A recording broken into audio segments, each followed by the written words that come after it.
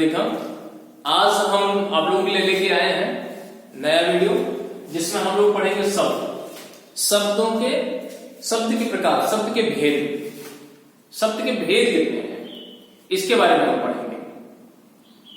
तो यहां मैं आपको सबसे पहले बता दूं कि ये प्रश्न जो है अभी टीजीटी के एग्जाम में आया था, टीजीटी का हिंदी का एग्जाम हो उसमें आया था और छोटे बड़े सभी एग्जाम में पूछ लिया जाता है कि शब्द के भेद कितने हैं। तो शब्द के भेद हैं 4। इसको मैं लिख दे रहा हूं क, ख, यहां ग और ये घ। तो ये कितने हैं? 4 है। क्या है? क उत्पत्ति या स्रोत के आधार पर शब्द, फिर ख है रचना के आधार पर शब्द, ग है प्रयोग के आधार पर शब्द और घ है अर्थ के आधार पर शब्द। आइए जानते हैं अब इन शब्दों को, इनके उपभेद क्या है। उपभेद, भेद में जो भेद होता है उसको उपभेद कहते हैं, ध्यान रखिएगा। तो उत्पत्ति और स्रोत, इसको इतिहास के आधार पर भी बताते हैं कि इतिहास के आधार पर शब्द किसे कहते हैं, उत्पत्ति स्रोत या इतिहास के आधार पर। तो स्रोत के आधार पर, ये उत्पत्ति के आधार पर शब्दों के जो है मुख्यतया 4 भेद हैं। ये 5वां नहीं लिखेंगे आप, 4 भेद हैं। 1 तत्सम, 2 तद्भव, 3 देशज और चौथा क्या है विदेशज। ये मैंने 5वां क्यों लिख रखा है क्योंकि ये जो है किसी तत्सम या देशज विदेशज किसी अन्य विभिन्न दूसरी भाषा से मिलकर के बनते हैं। इस संकेत को मैं समझाऊंगा। तो ये मुख्य रूप से उत्पत्ति या स्रोत के आधार पर शब्दों की 4 भेद हैं, ये याद रखिएगा। फिर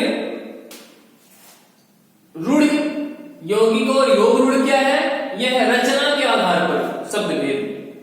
रूढ़, यौगिक और योग रूढ़ रचना के आधार पर शब्द भेद है। रूढ़, यौगिक और योग रूढ़, जी हाँ, इसके बारे में विस्तार पूर्वक हम आगे पढ़ेंगे। प्रयोग, प्रयोग के आधार पर शब्द, तो प्रयोग के आधार पर है विकारी और अविकारी, विकारी और अविकारी। अब अर्थ के आधार पर शब्द है, तो अर्थ के आधार पर जैसा कि आप देख पा रहे हैं, अर्थ के आधार पर शब्दों की 4 भेद हैं। एकार्थी, अनेकार्थी, पर्यायवाची और विपरीतार्थी, अर्थात इसको विलोम शब्द भी कहते हैं, विपरीत अर्थ देने वाला विलोम शब्द। ठीक है, तो पुनः एक बार देखिए, उत्पत्ति के आधार पर 4 भेद हैं, रचना के आधार पर 3 भेद हैं, प्रयोग के आधार पर 2 भेद हैं और अर्थ के आधार पर 4 भेद हैं। अब आइए हम विस्तार पूर्वक इनके बारे में जानते हैं।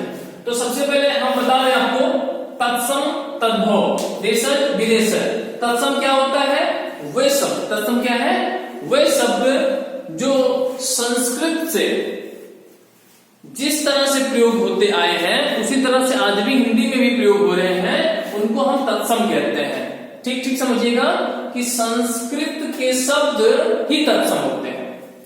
संस्कृत के वे शब्द जिसमें बिना किसी परिवर्तन के आज हम प्रयोग कर रहे हैं उनको हम तत्सम कहते हैं। तत् का तात्पर्य उसके और सामान्य समान, उसके समान, उसके कौन? तत् किसके लिए आया है? संस्कृत के लिए। तो संस्कृत के समान अर्थात संस्कृत के ही शब्द तत्सम होते हैं। दूसरा लिखा है तद्भव। तद, ये तत् धन उद्भव मतलब भव, उससे जो हुआ है, संस्कृत से जो शब्द बने हैं, बनने का मतलब क्या है? कुछ उसमें परिवर्तन हुआ होगा। तो जो संस्कृत से शब्द बने हैं उनको हम तद्भव कहते हैं। जैसे हम यहां पर लिख लेते हैं, देखिए एक शब्द है हस्त, यह है हस्त, हस्त तत्सम शब्द है। अब इसी का हस्त का क्या है? एक बिगड़ा हुआ रूप क्या है या परिवर्तित रूप क्या है? हाथ है। हाथ हिंदी में आ गया और हस्त संस्कृत निष्ठ शब्द है अर्थात संस्कृत से ही है। ठीक है, तो तत्सम और तद्भव आपको समझ में आया होगा और अगले वीडियो में इसके बारे में विस्तार पूर्वक चर्चा करेंगे। ट्रिकी बेस पे आपको तत्सम और तद्भव बताएंगे। फिर है देशज। देशज वे शब्द होते हैं, ध्यान रखिएगा, देशज शब्द क्या होते हैं? देशज वे शब्द होते हैं जिनकी उत्पत्ति के बारे में स्पष्ट जानकारी ना हो, जिनकी उत्पत्ति किसी विशेष परिस्थिति में की गई हो, तो उनको देशज शब्द कहते हैं। देशज शब्द क्या है? जैसे हो गया लाठी, लाठी, खटर पटर, ये सब क्या है? खटर पटर, लाठी, लोटा, ये सभी क्या है? ये देशज शब्द है। ठीक है। अब विदेशज शब्द क्या है? विदेशज जैसे कि नाम ही देख रहे हैं, विदेश है, विदेश क्या? विदेश। तो विदेशज जाहिर सी बात है कि विदेशी कौन है? जो अपने देश का ना हो, दूसरे देश का हो। तो यहां विदेशज याद रखिएगा कि जब भारत में दूसरे दूसरे देशों से लोग आए, दूसरे दूसरे देशों से आए, तो वो अपनी संस्कृतियों के साथ साथ अपनी भाषा भी लाए होगी, जाहिर सी बात है। तो जो विदेशी लोग आए वो अपनी भाषा को भी लाए, और उनकी भाषा जैसे अंग्रेजी, फारसी, तुर्की, पुर्तगाली, अरबी, ये सभी क्या है? ये विदेशज भाषाएं। अब विदेशज में क्या है? आपको जान के बड़ी हैरानी होगी। जैसे यहां लिखता हूं बीबी, बीबी शब्द क्या है? ये विदेशज, विदेशज। तो ये विदेशज शब्द है। हाँ, हॉस्पिटल क्या है? हॉस्पिटल विदेशज शब्द है। कैप्टन क्या है? विदेशज शब्द है। अच्छा, हम बात कर रहे थे संकर की। संकर को इसलिए हमने जो है क्रम नहीं निर्धारित किया, क्योंकि संकर क्या है? जैसे हो गया एक शब्द है अजायब, एक शब्द है अजायब, और एक शब्द उसमें जोड़ दिया गया घर। ये फारसी भाषा का शब्द है और ये हिंदी से है, दोनों मिलकर के क्या बन गया? दोनों मिलकर के बन गया, ये दोनों मिलकर के बन गया अजायब घर, अजायब घर। अब आपसे कोई पूछे अजायब घर किस भाषा का शब्द है? अजायब घर किस प्रकार का शब्द है? तो अजायब घर है संकर शब्द। ना तो यह तत्सम है, न तद्भव है, न देशज है, न विदेशज है, पूर्णतया ये संकर है, अर्थात मिला जुला है। संकर का मतलब क्या है? मिला जुला है। ठीक है। तो ये हुआ आपका उत्पत्ति स्रोत के आधार पर शब्द, जिसमें आप लोगों ने इतना समझा, इसको समझा। अब आगे हम आपको बताने चल रहे हैं रचना के आधार पर शब्द। रचना के आधार पर शब्द आपको बहुत ही सरल ढंग से मैं बताऊंगा, जिसमें क्या है? पहला है रूढ़। क्या है? रूढ़। इसमें रूढ़ में क्या आएगा? रूढ़ का तात्पर्य जो परिवर्तन विरोधी हो, जो परिवर्तन स्वीकार ना करता हो। तो परिवर्तन स्वीकार नहीं करने का मतलब क्या हुआ? वह शब्द जो परिवर्तन नहीं स्वीकार करते हैं। जैसे एक शब्द है घर, हाथ। अगर हम हा को अलग कर दें और था को अलग कर दें तो इनका अपना कोई स्वतंत्र अर्थ नहीं होता है। तो ऐसे शब्द जो अपना कोई स्वतंत्र अर्थ नहीं रखते हैं, उन ऐसे शब्द जिनका खंडन करने पर, ध्यान रखिएगा, ऐसे शब्द जिनका खंड करने पर, जिनको तोड़ने पर वे अपना कोई स्वतंत्र अर्थ नहीं रखते हैं, उन्हें हम रूढ़ शब्द कहते हैं। अगर हम घा और रा को अलग कर दे तो घा का कोई अर्थ है नहीं, रा का कोई अर्थ है नहीं, तो इसको हम रूढ़ शब्द कहते हैं। याद रखिएगा, बहुत सरल है। रूढ़ मतलब परिवर्तन विरोधी, अर्थात जब हम उसको तोड़ते हैं, अलग करते हैं, तो उसका अपना कोई अर्थ नहीं रह जाता है। ठीक है। तो ये होगा रूढ़। अब दूसरा है यौगिक। दूसरा है यौगिक, ध्यान दीजिएगा। पहले शब्द है योग धन इक। तो योग धन इक से बना है यौगिक। योग और इक से बना है यौगिक। तो योग माने क्या? जोड़ना, एक प्रत्यय है। तो यौगिक में क्या आता है? इसमें उपसर्ग, प्रत्यय, उपसर्ग, प्रत्यय और समास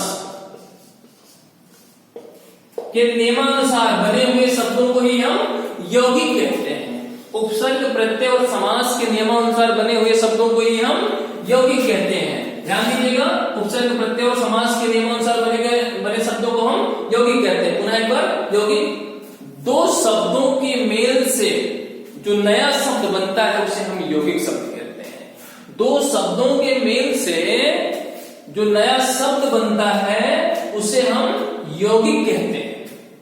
जैसे बहुत सरल शब्दों में मैं आपको बताऊंगा, यहां पर ध्यान रखिएगा। जैसे मान लेते हैं मानो, इसमें हम का उत्तर प्रत्यय का प्रयोग करते हैं तो मानवता। तो मानवता क्या है? यौगिक है। मानवता क्या है? यौगिक है। ठीक है, तो ये क्या हो गया? यौगिक शब्द। ध्यान रखिएगा। अब अगला होता है, अगला है योग रूढ़। योग रूढ़, योग रूढ़ ऐसा शब्द है जो यौगिक तो होता है, जो यौगिक तो होता है साथ ही साथ रूढ़ भी होता है। योग रूढ़ ऐसा शब्द है, पहले क्या है? योग भी है और दूसरे में रूढ़ भी है, तो योग के साथ साथ रूढ़ हो गया।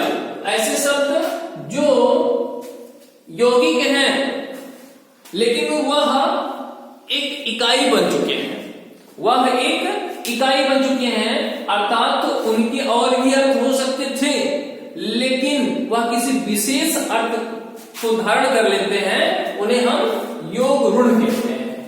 जैसे योग रूढ़ हम किसको कहें? जैसे पीतांबर। पीतांबर क्या है? पीतांबर। तो पीतांबर क्या है? पीत पीला और अंबर वस्त्र, तो पीला वस्त्र, मैं ही पीला वस्त्र धारण कर लूं या आपको कोई पीला वस्त्र पहन ले तो आप पीतांबर हो जाएंगे? नहीं, पीतांबर केवल और केवल भगवान श्री कृष्ण को कहते हैं। किसको कहेंगे? भगवान श्री कृष्ण को। जी हाँ, आप पीतांबर नाम रख लीजिए, अलग बात है, लेकिन आप पीतांबर वास्तव में नहीं हो सकते। इसी तरह से जो है नीलकंठ। नीलकंठ, नीलकंठ किसको कहते हैं? अब नीलकंठ का अर्थ क्या है? नीलकंठ का अर्थ है नीला कंठ वाला। अब पेंट पोत लीजिए, या आपका कंठ जो है किसी कारण से नीला हो गया तो आपको नीलकंठ नहीं, ये भगवान भोलेनाथ को नीलकंठ कहते हैं। तो ये क्या है? इकाई। जैसे ही नीलकंठ शब्द आया तो तुरंत होता है भोलेनाथ, मन में कौन आ जाते हैं? भोलेनाथ। पीतांबर शब्द आया, कौन? विष्णु जी, श्री कृष्ण भगवान। तो ये सब क्या है? अच्छा, यहां पर एक ट्रिकी बेस में आपको बताऊं, ये जो बहुव्रीहि समास है, बहुव्रीहि समास, बहुव्रीहि समास के सभी उदाहरण वह योग रूढ़ है। बहुव्रीहि समास के सभी उदाहरण क्या है? योग रूढ़। ये सभी बहुव्रीहि समास के ही उदाहरण हैं, याद रखिएगा। बहुव्रीहि समास के उदाहरण क्या है? योग रूढ़, ध्यान रखिएगा। ठीक है, केवल बहुव्रीहि समास। तो इसको आप लोगों ने समझा रचना के आधार पर। अब बारी आती है प्रयोग के आधार पर। प्रयोग के आधार पर शब्द, तो प्रयोग के आधार पर मैंने यहां लिख रखा है विकारी और अविकारी। तो विकारी में क्या है? ऐसे शब्द जिसमें विकार हो। विकार किसके कारण होता है? लिंग वचन कारक काल के आधार पर। लिंग वचन कारक और काल के आधार पर। लिंग वचन कारक और काल, मुख्यतः जो है लिंग वचन कारक। लिंग वचन कारक के आधार पर जिसमें विकार होता है वो कौन कौन से हैं? विकारी शब्द कौन से हैं? विकारी शब्द हैं संज्ञा, सर्वनाम, क्रिया और विशेषण।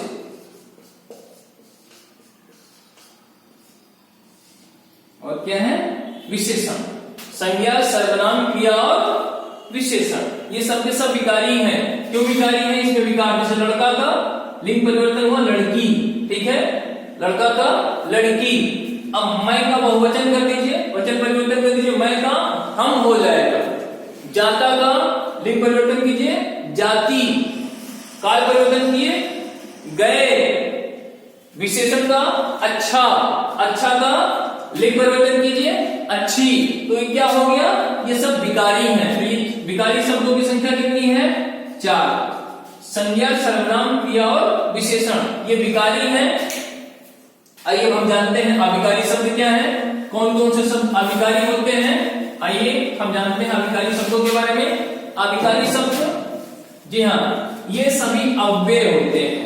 अव्यय अविकारी शब्द होते हैं। तो जिन शब्दों के अंत में अव्यय लगा है उनको हम अविकारी कहते हैं। कौन? जैसे क्रिया विशेषण। क्या है? क्रिया विशेषण। क्रिया विशेषण अंत में क्या लगेगा? अव्यय। क्रिया विशेषण अव्यय। संबंध बोधक, संबंध बोधक अव्यय। संबंध बोधक अव्यय। समुच्चय बोधक, समुच्चय बोधक अव्यय। और विस्मयादि बोधक,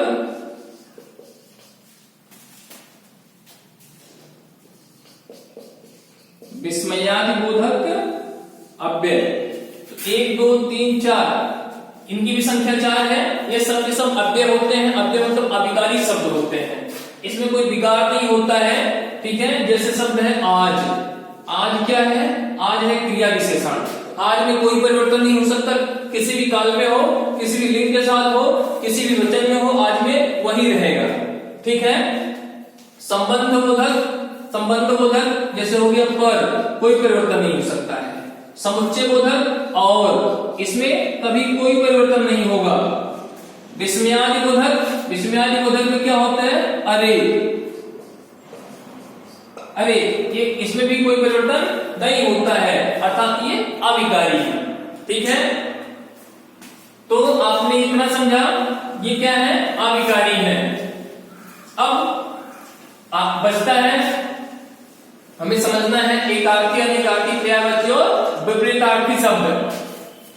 तो इसके लिए मैं आपको बताऊं, एकार्थी शब्द क्या है? जैसे हो गया राष्ट्रपति, इनका एक ही अर्थ है, राष्ट्र का पति। राष्ट्रपति जो देश का सर्वोच्च होता है उनको हम राष्ट्रपति कहते हैं। तो राष्ट्रपति क्या है? एकार्थी शब्द है। अनेकार्थी जैसे शब्द है हरि। अब हरि का अर्थ क्या है? मेढक, सर्प, घोड़ा, हाथी। तो ये हो गया अनेकार्थी शब्द। पर्यायवाची क्या हो गया? पर्यायवाची जैसे हो गया दिन, दिवस, ये क्या है? पर्यायवाची हो गया। विपरीतार्थी क्या है? अगला और पिछला, ये क्या है? विपरीतार्थी शब्द। जी हाँ, एकार्थी शब्द, अनेकार्थी शब्द, पर्यायवाची, विपरीतार्थी शब्द। तो आपने समझा शब्द। शब्द क्या होता है? शब्द होता है ब्रह्म। शब्द क्या होता है? शब्द होता है ब्रह्म। शब्द कभी समाप्त नहीं होते हैं। ठीक है, तो आपने सीखा आज शब्द, शब्द के भेद, शब्द के भेद और उनका जो है उदाहरण मैंने भी समझाया। तो आज के लिए इतना ही, और जुड़े रहिए हमारे निरंतर जो ऑनलाइन वीडियो सेक्शन चल रहा है उसमें, और कमेंट करके जरूर बताइए। अगर आपको वीडियो अच्छा लगा तो उसमें कमेंट कीजिए और सब्सक्राइब करना ना भूलें, बेल आइकन को भी दबाएं। धन्यवाद।